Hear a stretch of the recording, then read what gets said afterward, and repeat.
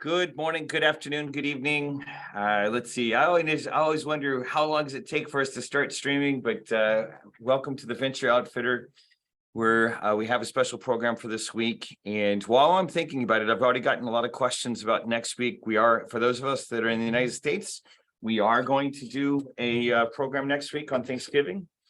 I'll tell you a little bit more about it as we finish up today's topic, but I want to make sure I get that out there because there's been a bunch of questions about it. Today, what we're doing is we are talking about follow-up goal setting and preparing the mind for the new year. And we're going to have a number of different people who are going to hop in and talk about this sort of stuff. As well as a couple of new entrepreneurs to join, kind of hopping in and exploring this type of work together. But welcome to the Venture Outfitter. Our work here together as a community is to support each other in building our businesses. And always excited to have both a number of people who are following online, and I will be paying attention to the stream there. If you have questions, feel free to say hello or anything you might need from that standpoint as well. Thank you to Linda Blackman and her team at DualWorks today. If you're in the area, we're having a potluck here at the co-working place, but Linda and her team have sponsored for many years I actually done a lot of stuff around Tech Ranch. Linda was in Venture Force 17. For those of you all that don't know the history of Tech Ranch, we're now beyond Venture Force 50. And so she was involved in Venture Force 17 many years ago. She runs the co-working place that was originally Tech Ranch, or was the co-working place that I launched. They've got a lot of different offers here in Northern Austin for supporting entrepreneurs from around the world. And many of our entrepreneurs that aren't even in the United States will take advantage of opening a mailbox here or something like that if you need a point of presence here. But wanted to make sure we hop right in. So last week, I got good feedback that you guys like to know what was happening around the world, around the town, around the Tech Ranch. So just came off of two speeches for the International Virtual Conference on Innovation, Technology, Artificial Intelligence, and Entrepreneurship. What's interesting is the audience for this predominantly was in the Middle East. It was based out of Kuwait, but I know we had viewers in Iran and actually several of the Middle Eastern countries. And then speakers that were from the United States, Finland. I interacted with on my panel that you see right here, including Canada and Saudi Arabia. So interesting conference. There is video available if you want. Jello has put this tag on the upper right that gives you access to the YouTube video. Although if you just look for that name, you'll see the YouTube video over the last few days. Now, what I spoke about on Tuesday was changing the world through venture bridges. Everyone knows that we've been building these venture bridges around the world. This has included 27 countries that I personally traveled to in the last 6 years. And kind of exciting, I actually heard from the Dominican Republic earlier this morning. I was there this last year, but we will be reporting in our project that just happened in Uzbekistan too. I'll be reporting in about in the next little bit because it's now taking off from my trip mid-October that I was there. And I mentioned a little bit about that on the Venture Bridges speech today. And then today was the best practices for entrepreneurial ecosystems. I'm calling the model that Tech Ranch and a handful of other organizations have done since the early 2000s, 2003 to be specific. I'm calling that the Austin model of entrepreneurship. And it's essentially what's informing our Venture Bridge model. And so, we created connective tissue here in Austin to bring all the different parties around entrepreneurship together. Now we're actually taking to the world through these venture bridges. I'm real excited about that because now when we speak to consulate offices and ambassadors and embassies, they get it. They get it. Whereas when I was talking about this almost 20 years ago, and next year, I don't know if we're going to say February or June, because there's two big events. Next year is actually the 20-year anniversary of all this work. But it's pretty exciting to see, after all this long pioneering of this stuff, to see it really starting to take off is really interesting. I spoke at McCombs is the University of Texas MBA program. The MBA school, or the business school, is called the McCombs School. So we spoke about to this one group of students that are master's students about the whole commercialization process as well. And part of the thing that the TechRanch model has been valuable for is, since our model is based around an innovation thesis versus an investment thesis, the whole idea is, how do we drive more innovation? How do we drive more commercialization? You're going to hear in a little bit, in a few minutes, you're going to hear from one of our entrepreneurs that I just met a couple days ago. Or I guess, I don't know, that's funny. It feels like a couple days ago. That was just yesterday. Where I was talking about, let's not wait for the investors. We'll talk to her in just a second. I've got a slide for her, but part of the idea here on talking to these type of students that are commercializing, responsible for helping UT and other universities commercialize research from those programs, is to say, hey, don't just wait for the investors, whether it's, deep tech, or something that, a Web 2.0, Web 3.0 type of business. How do you engage and start from the very beginning?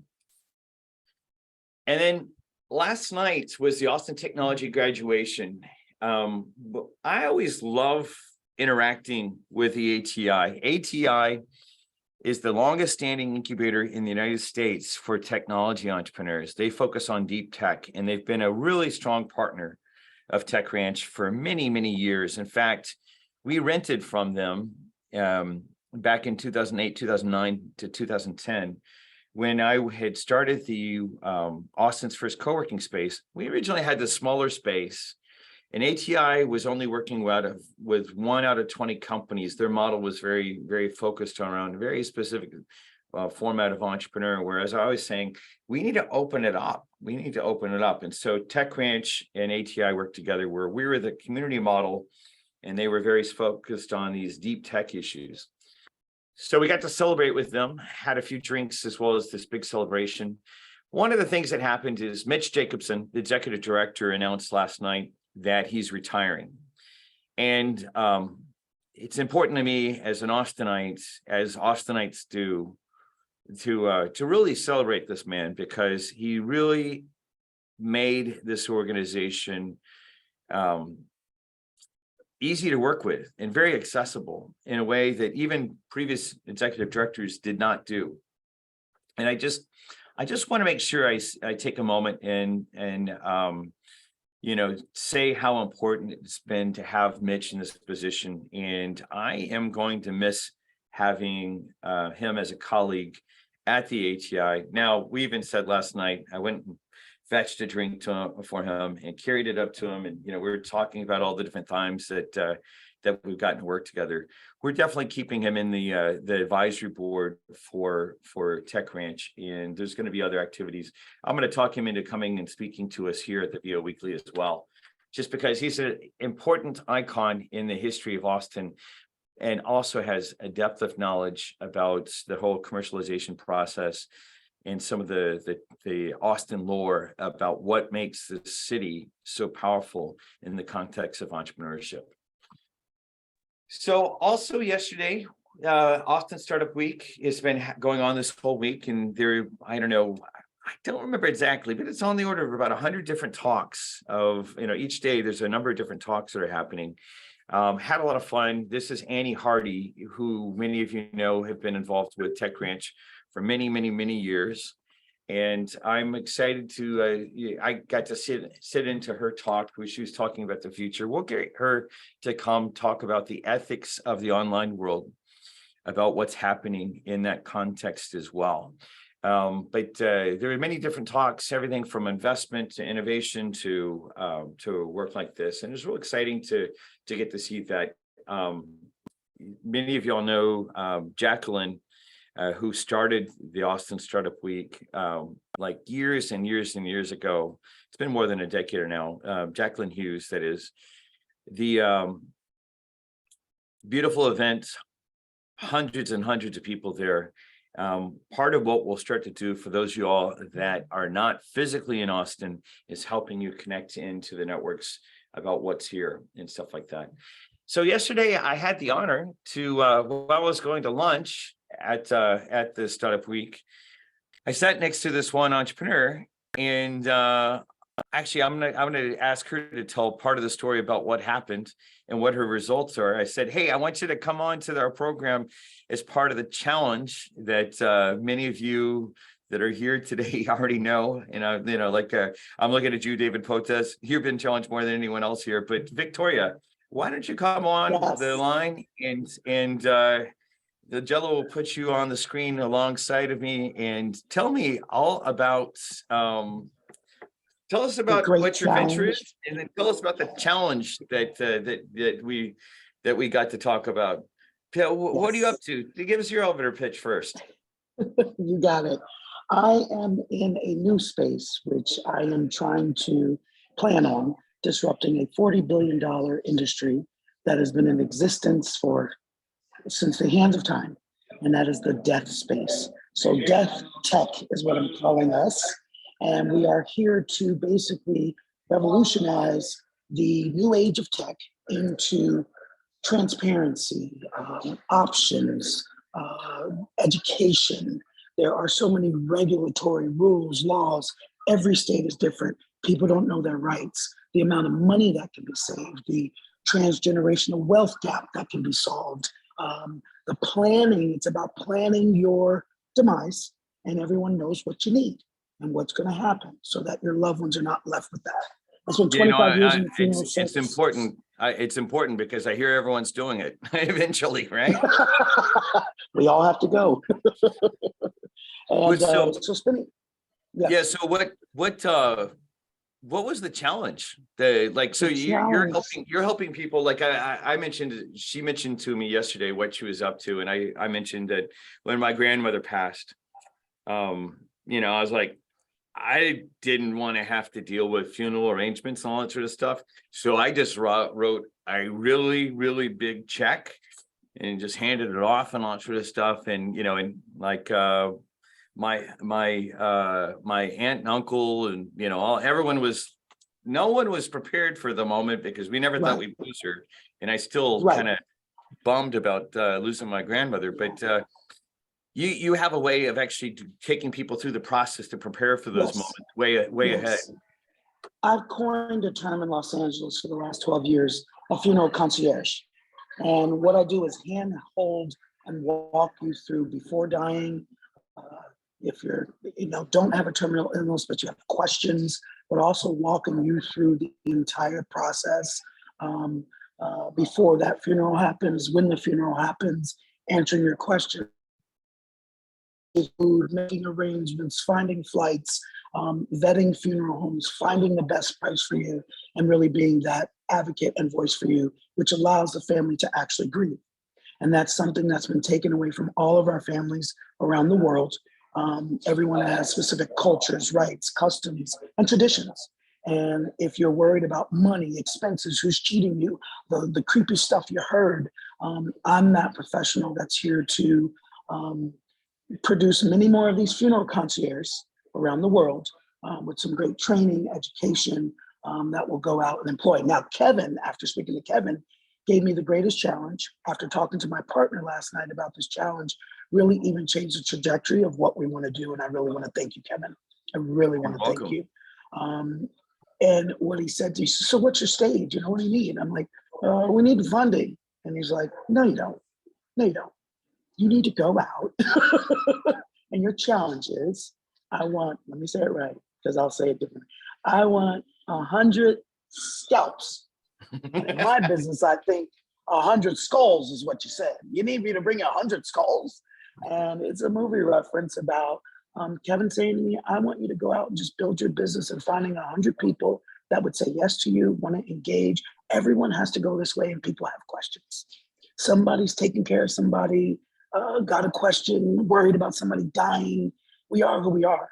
And the other reality too, and that I've said to people and getting these numbers last night and meeting and connecting was, you're a business owner. You've got something to lose.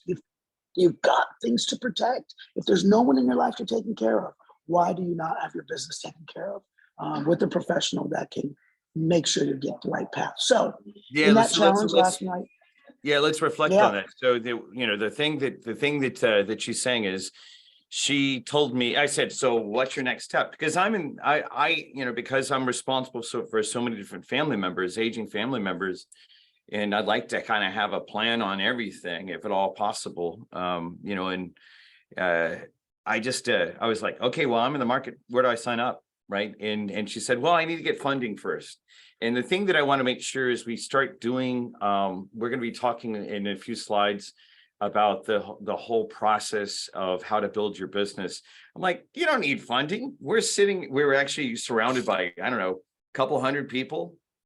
And each one of those people has this need, right? I mean, whether it's for themselves or someone else. So that's right. it's like, and so the quote that she's referring to, she said that she hadn't seen the movie Inglourious Bastards. And so I don't know, I kind of like that movie, although it's a messy movie. It's not a pleasant movie reference, but well, I was like, I want my scalps. The meaning, you have enough people here that you can build your email list.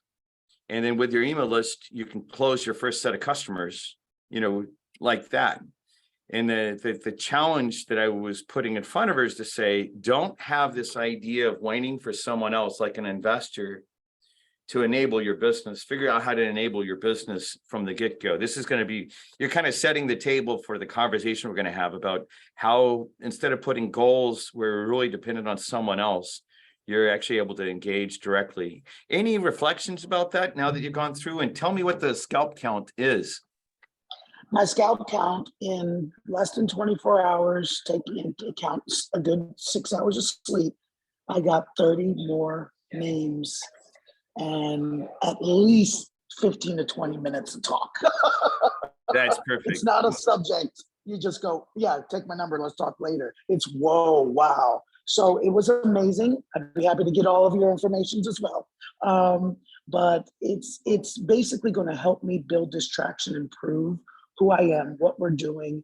And, like Kevin said, it's going to give me this foot of 100 people from different places in the United States. I focus primarily in Los Angeles for the last 12 years. And to really have that foot in, and I know I've buried people all over the country. I've worked for the largest funeral conglomerate. I know what it takes. I can get it done, And so this is an easy challenge for me. Thank you, Kevin. But it really puts it into the forefront of how we can get out there now for a smaller amount of money and really begin this and then build a product later. Yeah, or even build a light version of the product that build that process or articulate. You've already had the 12 years of experience, so you're already the expert. It's just now making that expertise available to a larger group of people. So hey, well, with that, it was wonderful for you to take that challenge. I don't know, I kind of told her, I was like, hey, well, if you sat within 20 yards of me, that means that you're within the realm of our community of practice. And, and so one of the things that I love about this community that we have this type of interactions that's now not just in Austin, Texas, but around the world. And so I'm excited about having you involved. Make sure you get involved in the health tech channel. Jello, who's my assistant, he'll invite you into the community site. In a few slides, I'll be talking about the community site and all that sort of stuff. We'll be going into more depth about how to get involved in that. But the health tech channel, it's there. There's a number of health tech companies. There's a few others that you might get involved in as well. And Jello will invite you in. Wonderful. So thank you, Victoria, for taking the challenge and being you, smart about it. Part of the idea is how can we take on these mental blocks that we create, including I do it myself. It's a pain in the butt. But great. Thank you for being a part of that process. And I'm looking forward to having you in the community. So I'm happy to be here. I'll see you next Thursday for sure. I'm loving it. I'm moving to Austin, everyone. So I need you guys. That sounds great. Well, welcome. Well, join us Thank virtually or you. join us face to face. Either way. I will. You'll be seeing me, guys. Okay, well, she'll use the chat to share her contact information. And then if I could talk Melvin or Melvin or Jello to share that into the LinkedIn channel, that would be perfect as well. So, all right, well, so part of that, just in wrapping up on that thought, the thing that we want to do is we want to be challenging ourselves. We want to be challenging ourselves as we go into the new year. Those of y'all that know me for a long time know that this is probably, I don't know, it's always funny. I'm like, I think I have more scar tissue than any other entrepreneurial ecosystem leader that I've ever met. And so part of my work is to donate all the scar tissue to you guys because, it's like, it's painful to get, whether it's like, knowledge is one thing. Well, there's data, then there's knowledge. Knowledge is something you get by making mistakes and figuring out how to get around it. Wisdom is watching other people's mistakes and then saying, hey, you know what?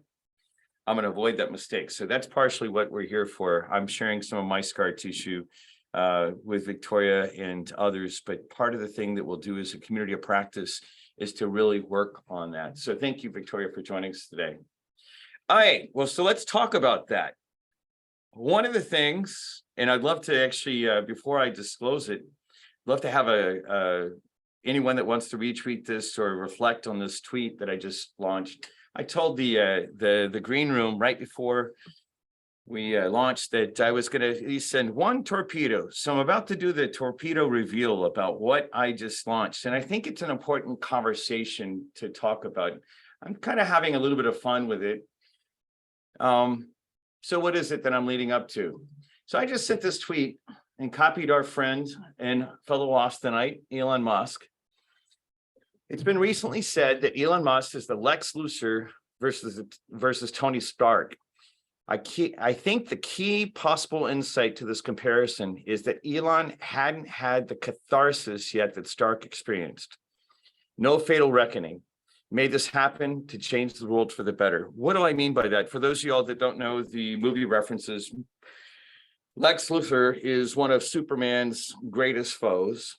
And he's not exactly the most pleasant person. Whereas on the other end of the spectrum, we have the billionaire Tony Stark, who's essentially becomes Iron Man. But one of the key things that I'm actually referring to in this mythology, and it's a mythology, right? One of the key things in the mythology around Tony Stark is we see at the beginning of the movie that Tony has a moment where he realizes that his work has been used in evil ways. And he sees some really terrible things that have happened out of his own work. And then as well, he has his own moment. I'm trying not to say come to Jesus moment, but I'm going to say it that way anyway. And I hope I don't offend anyone. He has this moment where he actually says he's got to reconcile himself. And then all these wonderful things come out of his hero story. The thing that I'm actually trying to say, and I don't think this is true just for Elon Musk, and I'm not sure that the Twitter debacle that's happening right now is going to be this cathartic moment. But part of what we want to do, part of today's talk is about preparing the mind for the new year, and then figuring out how to get goals in place. And as I was reflecting on that, I was like, I'm going to challenge myself to make a statement that now for all the people that are following Elon Musk, I think it's important that we really bring this recognition to especially American entrepreneurship. Part of the thing that with the conversation I was saying with Victoria, this idea that we always have to go get funding, or the idea that we have to build unicorns that are multi-billion-dollar businesses, the idea that we have to crush other people to actually build, ourselves up. That whole zero-sum game, I think is really foolish. And I think that those of us that have actually experienced our catharsises, and I have, and some of you guys were asking me, hey, what did you do with that vision quest? What did you do with that shaman? What did you do? And I'm getting to the point, I'm getting to the point that I'm actually preparing some of the material to share both in this program as well as in a book as well as in some other videos that we're going to do, as well as a podcast called Transformational Entrepreneurship, to really start talking about this. If you haven't had your catharsis yet, there's a good chance that you already have. And we're going to hear from a couple of different people as we get into the goal writing stuff about this whole idea. Now, that being said, because I think this is an important conversation, and it's because the world is looking to Elon Musk because of what he's done with Twitter. If you're so encouraged to throw a hand grenade or maybe a torpedo or something like I just did, I would encourage you to retweet that tweet.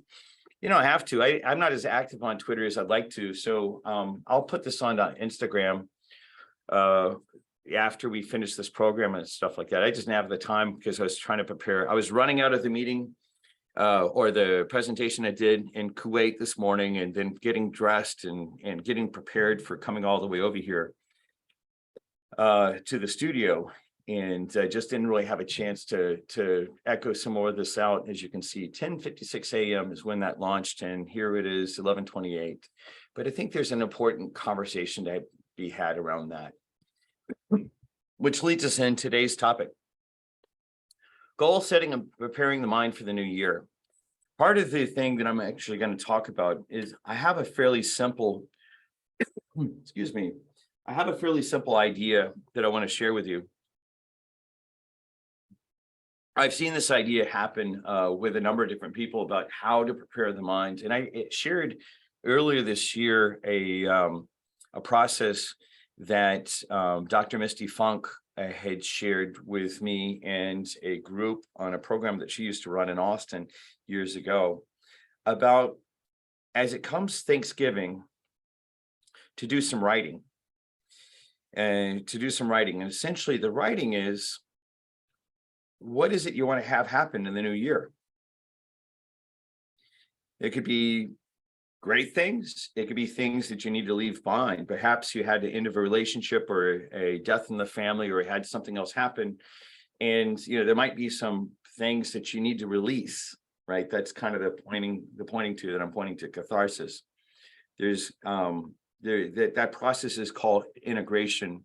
We'll go into more details about that. But one of the most powerful things that I saw, and like I said, let me tell my buddy John, I'm about to call him because I think he's not going to be able to stay with us the whole time during this. So I'm going to ask him to share a little bit. But James Pennybaker, he goes by Jamie Pennybaker, a professor that was at University of Texas at Austin, was doing all sorts of studies. This influenced the startup that I started in 2001. My startup was called Empathic. And the idea is, without going into all the research, to kind of give you a quick note, Dr. Pennybaker noticed that CEOs that had been let go of their really fancy high-end jobs, that would go through a journaling process to prepare themselves for the next position, got the next position in 1/3 of the time to their peers that didn't do any journaling and self-reflection. 1/3 of the time. The transformational process that he actually supposed in his research was that by reflecting, you can actually get there faster. The key thing that he actually said is, you can have a group of friends that you speak to, or maybe you have a coach or a psychologist or a counselor that you speak to back and forth. But if you use a second mode of communicating with yourself, you get there faster. That second mode of communication, since we have several people that are represented in the studio audience, as an example, who speak multiple languages, a good example of that would just be, okay, so David actually speaks about it in English, and then he speaks about it in Spanish. Or you get out your journal, like this is my journal. I have journals like this that go all the way back to 1988, by the way, where I just write in pen and I reflect a lot. And the thing about it is, it's one of the most powerful transformative processes you can do. Now, if you want to see the research, go look at Dr. Jamie Pennybaker's work at the University of Texas. If you want to hear about it through a different lens, you can actually look up the talk that I mentioned that Dr. Misty Funk did with one of her advisors named John, and I just blanked on the guy's name, and I'll get his name before we finish up today. The third part would be in the book, The Artist Way. They actually talk about something called morning pages. Now, not morning as I'm sad, but morning as in doing them in the morning. And those of you all that gone through the Venture Forth program at the Tech Ranch know about this, that anytime you want to go through some kind of transition and you want to do it rapidly, just like they talk about in The Artist Way, just writing 3 pages every morning about what you're thinking about, externalizing your mind. If you don't know what to do, you just start. If you don't know what to write about, you write, I don't know what to write about. I don't know what to write about. And there are times that I've had 3 pages of pretty much, I have no idea what I need to work on right now, but I just wrote. And eventually the mind gets sick of that or tired of that, and it comes up with a creative thing of what the block might be. Now, the block might be something as big as what I was referring to on talking to good old Elon about the catharsis, the deep-seated yucky stuff from from the trenches of your subconscious that need to come up. Or it could just be something really simple. Recently in my writing, I realized that years ago, I felt slighted. Actually, this came up again last night at the ATI event, that I felt slighted by one of the other community leaders from years and years and years ago. And I realized, you know what? I've never reached out to this person to ask or address it. And I'm going to challenge myself to do that as well. That's something that came out of my morning pages, and I don't always do them in the morning. I do them like all sorts of different times of the day. I use an application called Day One. Day One is a journaling tool on the Mac.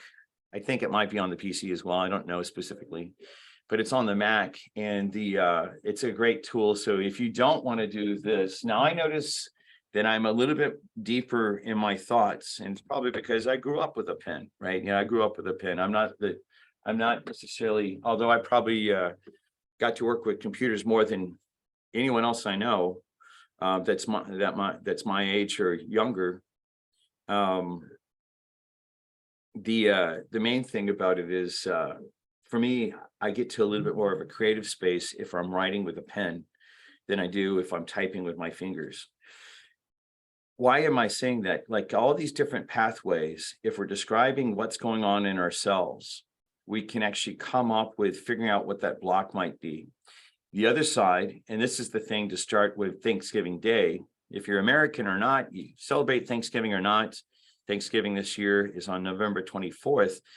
The process that I'm going to refer to is to suggest to you to start writing about the gratitude you have for what you have, writing about the blocks, about what's there as well. Like, the gratitude, thank you for this relationship. Thank you for this wonderful thing that happened in my life. Thank you for finding the investor that just made an investment in my company. Thank you for, the key individual that opened up the door for yourself, right? That type of stuff. So it starts with gratitude.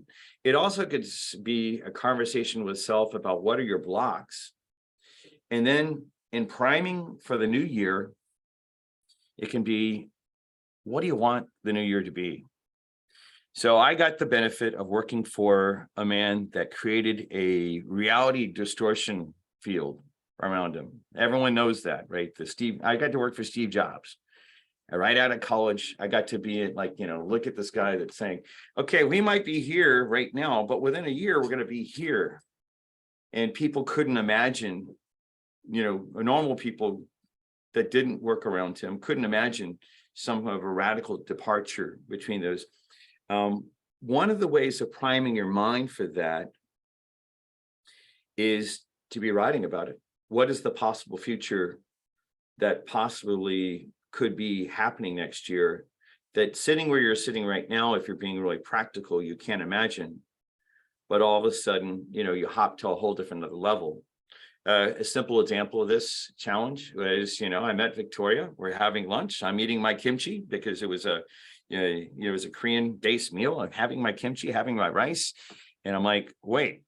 Don't wait for the investor. You can cash flow this business before the close of the year and just do boom, boom, boom, right? Now, and that's a mental block that, and I don't know, mental block might be too strong of a word. It's just a way of thinking about what might be possible to get momentum so you can actually have the world that you want to do. I want to hear from a couple different people. I asked my friend Kekoa, named John Gonzalez. Sometimes I call him Kekoa, which is more of a nickname since we know each other personally. I asked him if he would actually be willing to come speak for things that he's done in prepping his mind. I'm open to, I noticed that Julie mentioned as well, Julie Reneker mentioned that she's done morning pages. Kekoa, what do? You do a lot of practices. He and I know each other because we have a lot of practices we've done with each other as well as individually on preparing our mind for change. What do you do, John? Tell us. Oh, let's see. Can anyone hear him? I can't hear him yet. Say something, John. Hello, can you hear me? Oh, yeah, there we are. There we are. All right. Perfect. Yeah. Kekoa, what do you do? Like, how do you prep your mind for this type of change? You've gone through a lot of change. You're a Canadian that's doing business with the New Zealand government that, sometimes like traveled all over the world, whether, like whether it's Hawaii or some other country, tell us. I think, if I just reflect on life in general, and I'll try to keep this short, and only speaking from my experience, but I think many of us can share this one, is that often when we're trying to make a significant change in our lives, it often happens at a point where there's some sort of crisis or catastrophe, something existential. And when that happens in our lives, the reasons that work, I constantly reflect on, why does that work so much? It's because of the mental and emotional energy that is there at that point in time. And we get to a point in those crises that, we need to do something differently. And so when I think about making change in my life now, it's more proactive. I look at, of course, the goals that I want to achieve in my year or in my months, but then I ask myself the why. And I try to imagine and envision what the future would look like and get emotionally bought into that future.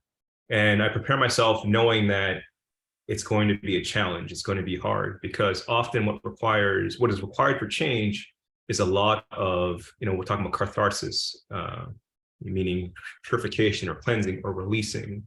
And so it requires the capacity or the willingness to let go of things that I've held onto so dearly, including things that are attached to my identity. So my belief systems, the way that I kind of experience the world. If I want to make a change in my life, I'm going to have to look at all those things, the beliefs, the values, in order to experience the change on a daily basis. Because, whatever we hold in our mind on a consistent basis is exactly how we experience our lives. And so when I want to make a change in my world, knowing that if I make this change, it's going to be for the better, I need to take stock of everything in my life and see how different things are contributing to persisting or maintaining that way of life. And if I want to change it, then I need to change things like my eating habits, my daily routines. I need to change the friends that I interact with. So, we have our echo chambers that we're often interacting with on a daily basis. If we want to change something, we need to go somewhere else that can help promote this new way of being, this new way of thinking, and the new way of seeing the world. So I hope that answers any of the question. Yeah. Well, yeah, no, it's interesting about that whole idea. Right now, we're just thinking as you're speaking, I'm taking a class from Dr. Joe Dispenza. And one of the things that they say in the class is, and I just heard it in what Kekoa just said, is this whole idea about we are a product of our environment and our environment is a product of us.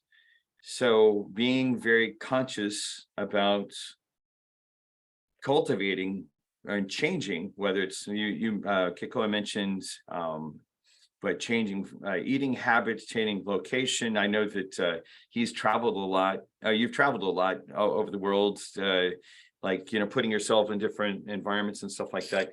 Is there like a next level down of things that's really supported that change as you've you're taking on this massive mission of what you're up to? The underlying thing that really has supported me is just like what you suggested today, was this daily journal. It speaks to the idea of a self-care, a routine, a practice of taking care of yourself and checking in with yourself on a regular basis.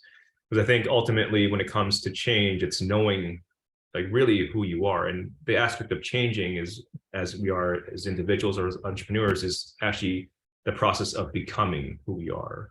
And so in the practice of journaling, what we're doing by reflecting is taking stock of the things that have happened or the things that we're thinking about, and basically getting rid of the things that we don't like or don't serve us, and keeping the things that do.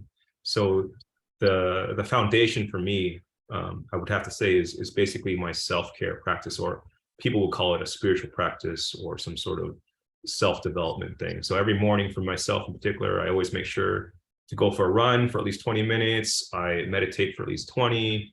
Then I read something that's inspirational, and I may or may not journal. But then as soon as I can check in with myself and make sure that I'm still aligned with my mission and my goal and purpose in life, then I take on the things that the world has to offer. And then I can find the things that aren't really going to make me or help me move my mission forward. And I find the things that are, and then I make myself kind of work towards making those things happen. So that's brilliant. But well, that's you're reminding me of, like, I haven't had my exercise practice because my Aikido classes got stopped after COVID, and I'm like, my body aches to be back on the mat and doing that sort of stuff as well. That's funny.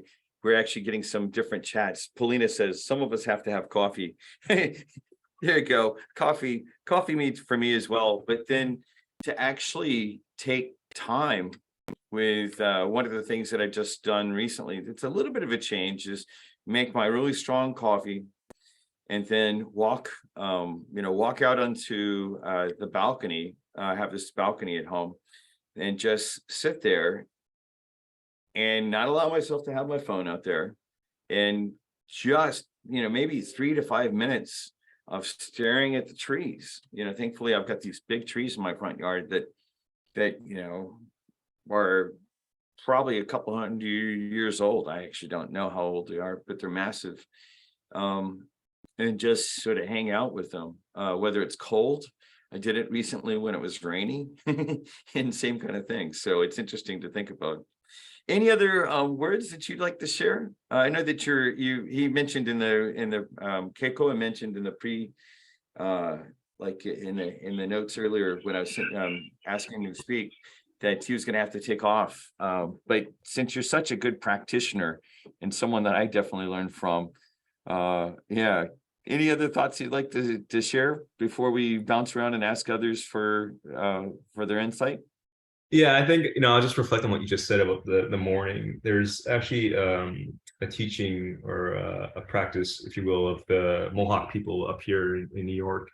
And the elders hold this belief, and I may be misspeaking, so don't quote me on any of this, but one of their main things they kind of prescribe as like an early morning practice as a medicine for your mind and for your body is to spend the early hours outside in nature. And we know that there's a lot of benefits from being outside in nature. And I think, just in general, kind of extrapolating or extracting something that's useful for people here is just taking care of yourself in the morning. If you get your morning right, then you accomplish those things that are hard for you in the morning. Tackling your mind is one of the biggest things for me. Then the rest of the day kind of flows. And so I think the last thing I'll leave it with everyone here is developing a really good routine and practice for self-care. And it's physical, emotional, mental, spiritual, all those things. Give yourself at least an hour in the morning if you can. I know some people have children, so the recommendation there is to wake up earlier. But it's really about making sure that you have charged yourself in the morning with everything that you need to carry you out through the day, not just with coffee, I love coffee though, so I do have a coffee after everything.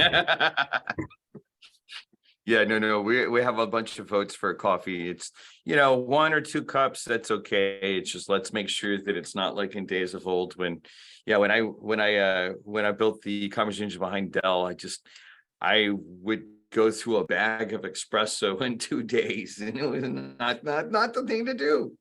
But yeah, well, thank you, Keiko. I always I've learned a lot, like in one of the other things that I think that I want to make sure I expose to for the community, so that you see that is part of it too, is having a running buddy or having a set of running buddies.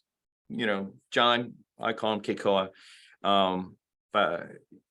He's one of my running buddies, and sometimes it's just like, hey, hit the fan, and it's not very pleasant, and blah blah blah, and it's just a voice note back and forth. And that loose connection about being seen and being heard back and forth, I think it works for both of us, both directions. I know it works for me about having someone else listen, and then the things like the meditation. We're both meditation practitioners and have been for many years. Having that running buddy relationship has really been valuable from that standpoint as well. So I know that I mentioned that I wanted to go ahead and open it up to see if anyone else wanted to share a practice or an insight or just a question about how you're trying to figure out, okay, so, as an example, the work you've done has gone to this certain point, and now you want to, like, maybe you've been just incrementally getting to the next step, but you want to make sure that you're laying down the groundwork for, doing a step function different, for the future. Anything you'd like to question, ask, share, or like when in Victoria's case earlier, the whole idea of be offered a challenge that will bust you through whatever might be limiting where you're at. I'm just wondering, like, everyone here that I recognize in the studio audience, I know does that. We haven't gotten any questions on our LinkedIn stream and on Facebook. You guys are being awfully quiet out there in computer land or our internet land, by the way. And so I'm wondering, I'm like, maybe everyone's worried about my tweet that is too provocative of Uncle Elon. I don't know. When in doubt, one of the things I do is I call on David Potes. So David, you always have something powerful to say, and I would love putting you on the spot because you always figure out how to give us insight that is really interesting. Come off of mute and join us. What about yourself? What's 2023 going to look like for your company? It looks and your life. Yeah, it looks pretty promising. Both individually, like you mentioned, and as a business. A couple of projects that I started to develop this year are gonna start to kick off next year. So I'm pretty excited about that. Including the virtual hospital, including several small projects that have big impact. So I'm looking forward to that. And I'm pretty close to closing a deal with a software company that's also going to be pretty interesting. That's probably going to start around March, April. Or I just yesterday had the meeting with the owner of the company, so I'm pretty excited about that. And I mean, individually, I have a couple of goals, related to martial arts, and so hopefully I'm going to be in the Worlds next year in Las Vegas. But with this subject in particular, I honestly, I was taking note because this is one of the things that I being really honest, I lack a lot of. I mean, just putting pen to paper and planning what I need to do. I tend to rely a lot on my memory and my just thinking about it, and this is what I'm gonna do. But actually, just a couple of days ago, I started to organize my background with the projects and everything I need to do, because I tend to rely a lot on my brain, and sometimes it doesn't work like that, right? But just hearing what you guys were saying, I mean, for example, I do do some of these things on, especially on the weekends. That's when I get my through 2 to 3 hours of waking up early and just going to a cup of coffee and start to think about both what I did on the week and what I need to do for next week. So that's something that kind of relates to what you're talking about. But if I'm being really honest, there's something I need to work on. Since you begin to talk about this subject, I started to take notes on just thinking that this is a good idea that I could implement and could help me a lot in both personally and business. When it comes to it, there's actually two different styles of goal setting that I'll actually make, that I'll mention. They're kind of on opposite ends of the spectrum, and so there's probably lots and lots and lots of different goal setting. We're gonna, in the coming weeks, we're gonna have a gentleman a coach from Chile share some different ideas. We're also going to have another Austinite share some of his, theory of change, and he calls it the triangle change. But let me just set this out there real quick, because a lot of times I have a hard time figuring out what the big goal is.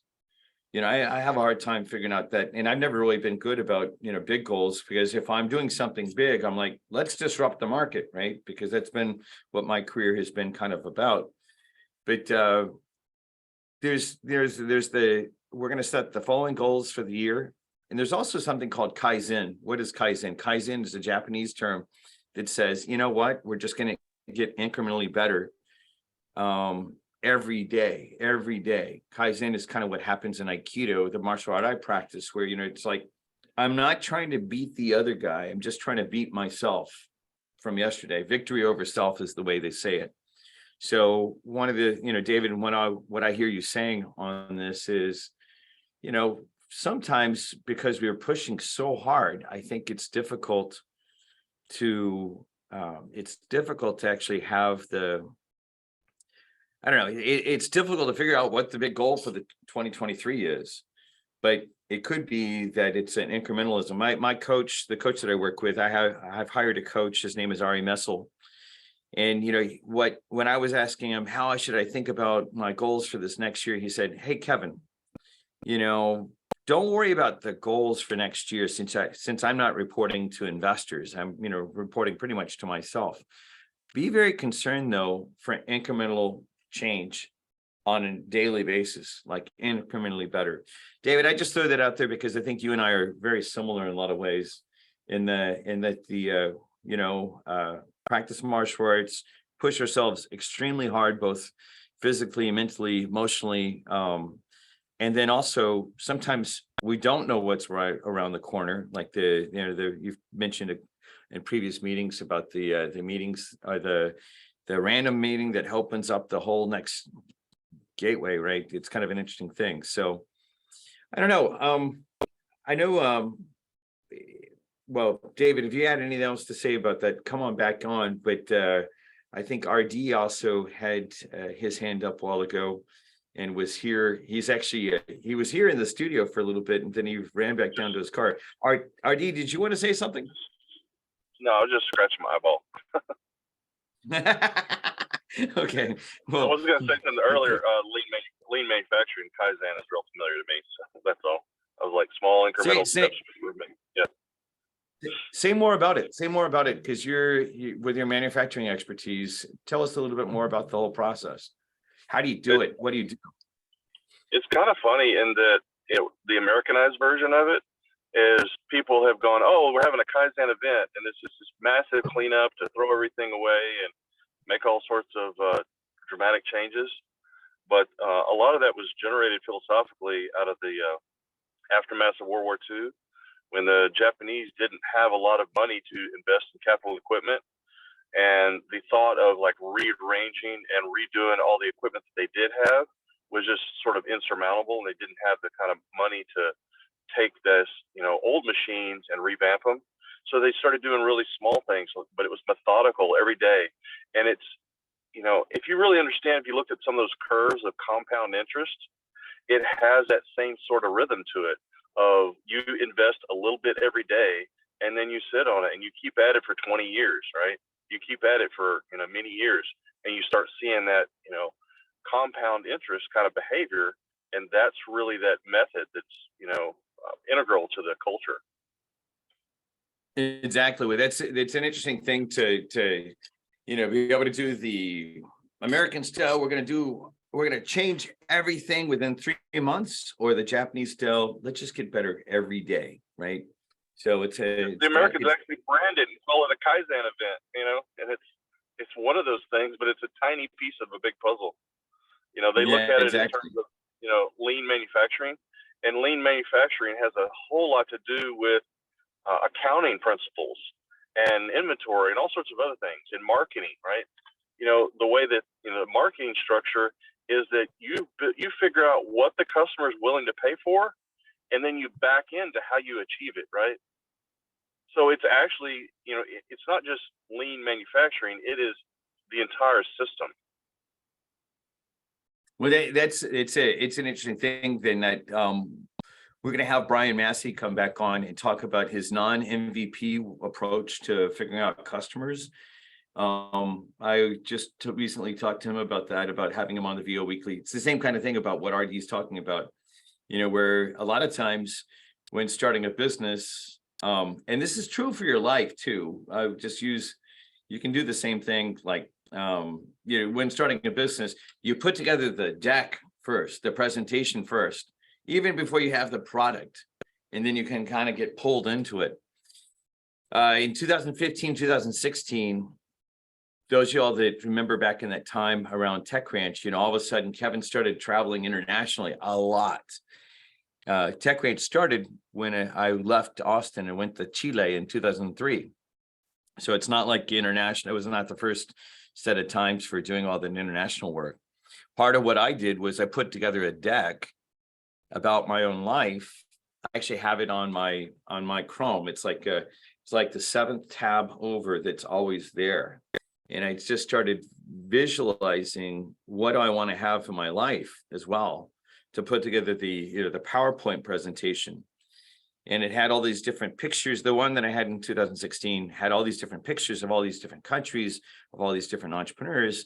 And then if you look at, by the end of 2016, I mean, I couldn't imagine this at the beginning of the year, but in that 3 months period of time, in the last quarter, or the last, August through November, finishing in the beginning of December, I had gone to Burning Man, followed by Sweden, followed by Mexico, followed by South Korea, followed by South Australia, followed by Pakistan. And, getting things back in touch with the whole idea about my original vision. Okay, what am I trying to say? It's not about the history, it's about putting together the deck, or sometimes people call it a vision board. I like using just Google Slides because it's easy. You can assemble stuff. You don't have to cut things out of magazines. There's more images on the net than you'll have at magazines at home, and it's less messy. So could be something as simple as that as well. What I'm going to do, I know we're coming to the end of our time together for today, since it's 12 o'clock. I appreciate everyone that shared about this.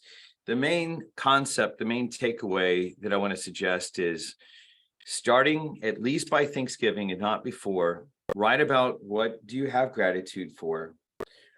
Write about what you want to change, and write about what do you imagine the future could look like that you'd like to see. The practice that I'm kind of putting together from several different other people's practices is essentially that. And it's good to write around 3 pages at a time. In my case, sometimes I draw pictures, sometimes I assemble images using, image.google.com, just to start provoking out the thing out there. The practice will hit 3 different parts. We want to figure out what's the integration, or even more deeply, the catharsis. Maybe there's something that was really hard that happened this year that you haven't fully brought into your mind, so that you can actually figure out how to get around it. That would be one of the things that can come out of this type of writing. What we're going to do as well, and I'll go back to the slides, is for anyone that has been a historic customer of TechRanch in the human potential. I didn't know what to call this channel on the community.techranchaustin.com. There are a bunch of different channels you can have. For those of you all that are entrepreneurs out there, you can have access to the TechRanch community, these discussion areas for free. You don't actually have to pay anything to be in the discussion areas, as long as you're a committed entrepreneur. That's all we ask.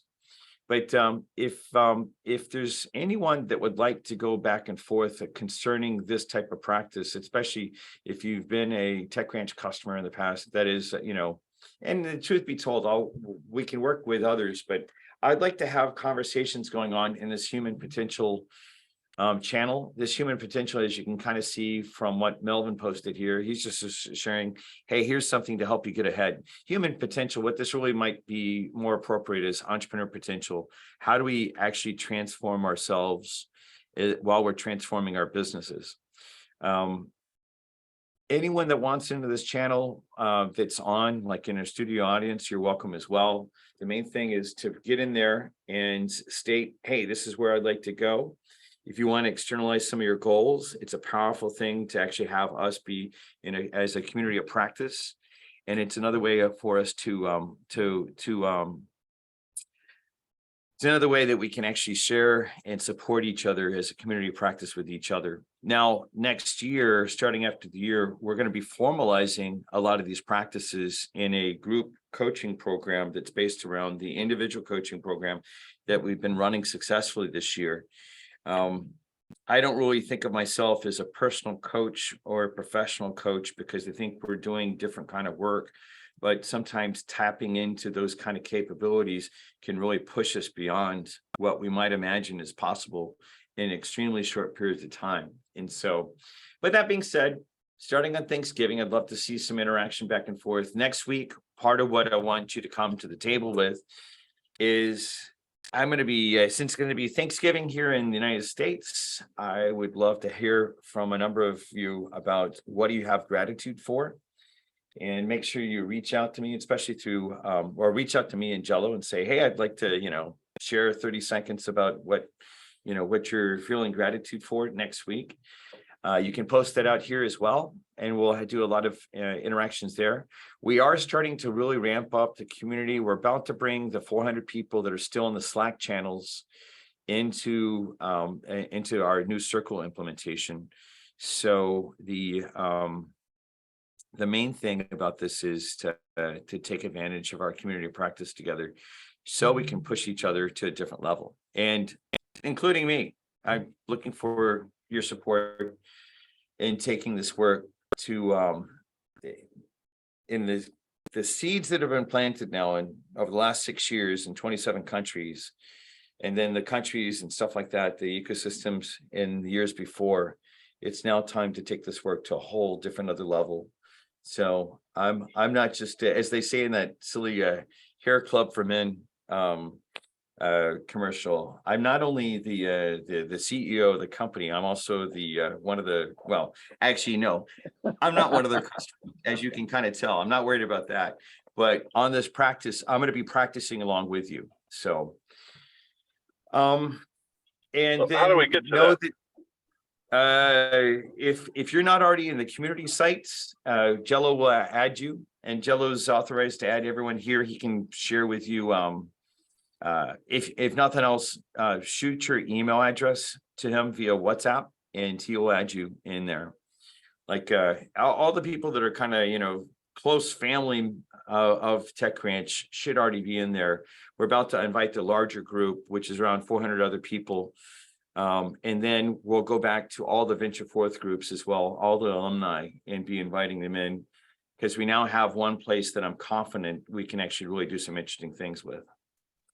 There is another section of the community that I just clicked over to called the VO Weekly.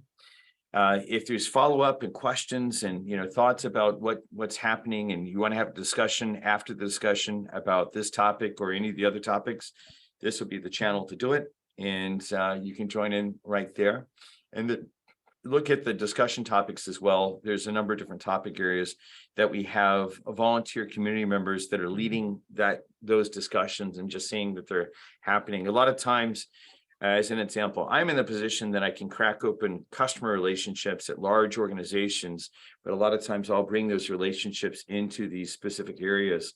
As an example of what we did in the ed tech group by getting one of the top people in education at a company called Pearson to participate as well. That's another way that we can build out our ecosystem. Okay, well, with that, this is our next to last slide. If you're not on the email list or you want to register as a mentor, or if you're in another country and you hear this work, go to techranch.com/connect. We will very soon, probably in another 2 weeks, actually have a pathway into the community as well, where you have to fill out a form on that page. That's not there yet, but it will be there soon. But this is the place to go find, how do I get involved? How do I connect in to the community from here? And as we close, thank you to everyone for participating. Thank you, Victoria, for taking on the challenge that we bounced off of each other yesterday at the Austin Startup Week. It's always an honor to be a part of a community of entrepreneurs that are driven by vision and values that are changing the world for the better. So let's go change the world for the better together. Y'all have a great week, and keep us in the loop about what's happening. And I'll see you in the Human Potential channel soon. And let's push to change the world for the better, as well as take care of ourselves. Take care. Bye-bye. Thanks.